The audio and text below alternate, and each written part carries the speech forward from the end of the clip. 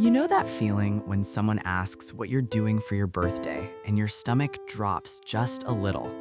Not because you forgot, not because you're sad about it, but because you already know the conversation that's coming. The surprise in their voice, the slight tilts of their head.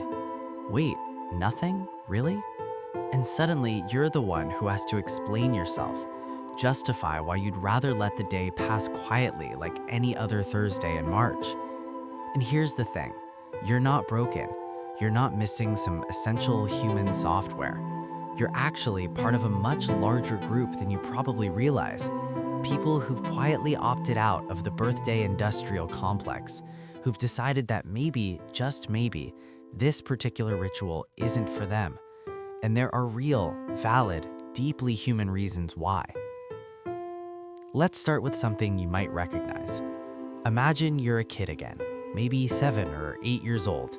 It's your birthday party. Your mom spent hours on decorations, there's a cake with your name on it, and all your classmates are there. Except the energy feels off.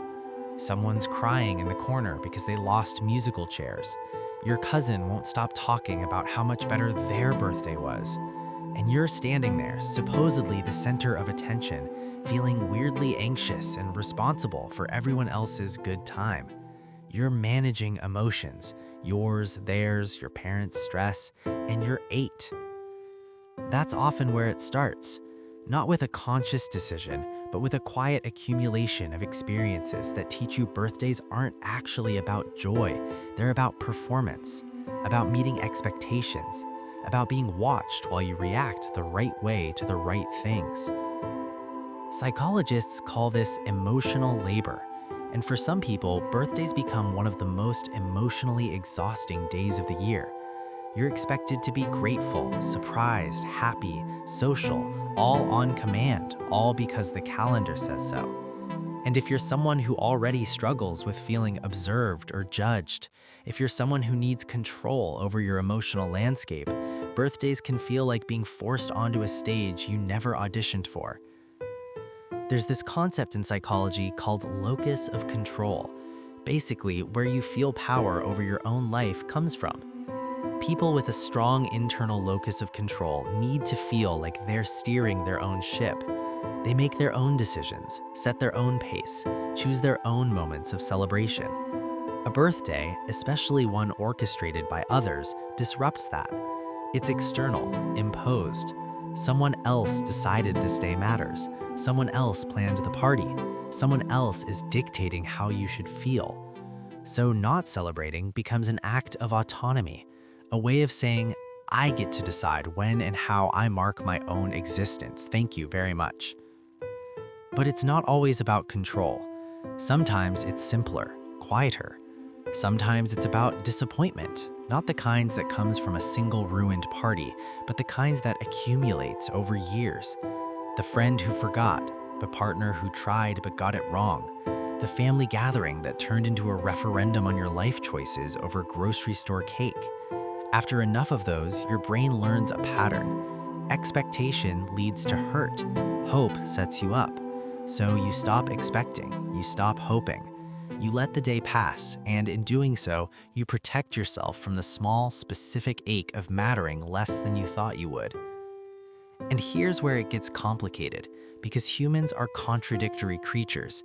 You can simultaneously not want a birthday celebration and feel a pang of loneliness when nobody mentions it.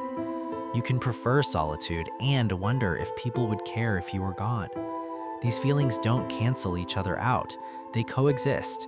You're not confused, you're just human, holding multiple truths at once. Some people grow up in families or cultures where birthdays simply weren't a big deal. Not as neglect, not as punishment, just as cultural difference. In some traditions, the emphasis is on collective milestones, not individual ones. In some families, love is shown through actions, not occasions. You learn early that your value isn't tied to annual recognition, and you carry that forward. It's not a wound, it's just a different language of care. Then there are the people for whom birthdays have become entangled with grief or trauma. Maybe you lost someone close around their birthday, and now the whole season feels heavy. Maybe your birthday was used as a weapon, withheld as punishment, over-celebrated as control. Maybe it marks a year you'd rather forget, a version of yourself you've outgrown. The day stops being neutral. It becomes loaded, and the easiest way to diffuse it is to pretend it doesn't exist.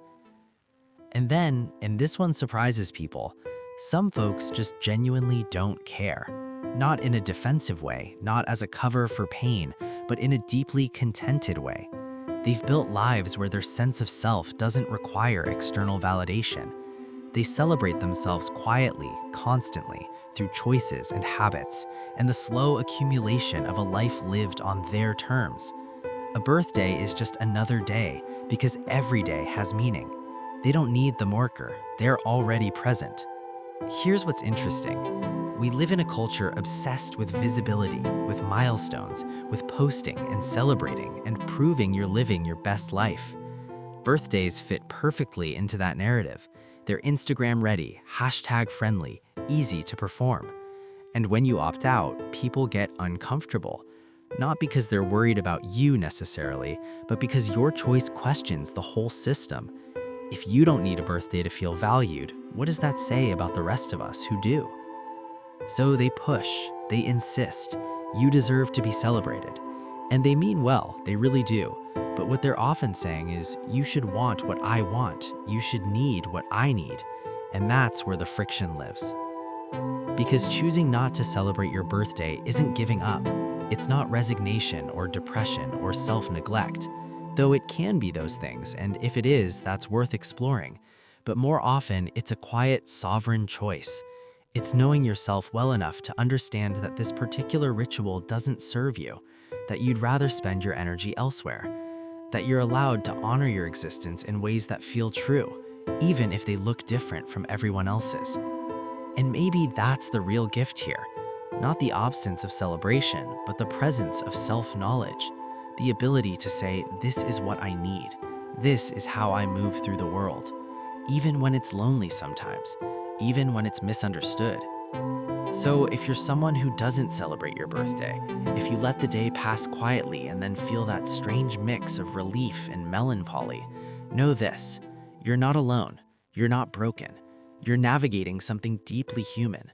The tension between being seen and being safe, between connection and autonomy, between what the world expects and what you actually need. And maybe one day you'll want to celebrate again. Maybe the right people will come along, or the right moment, and it'll feel different. Or maybe you won't. Maybe you'll keep marking your years in private ways, small rituals nobody sees. Both are fine. Both are enough. Because your life doesn't need a party to matter. It already does.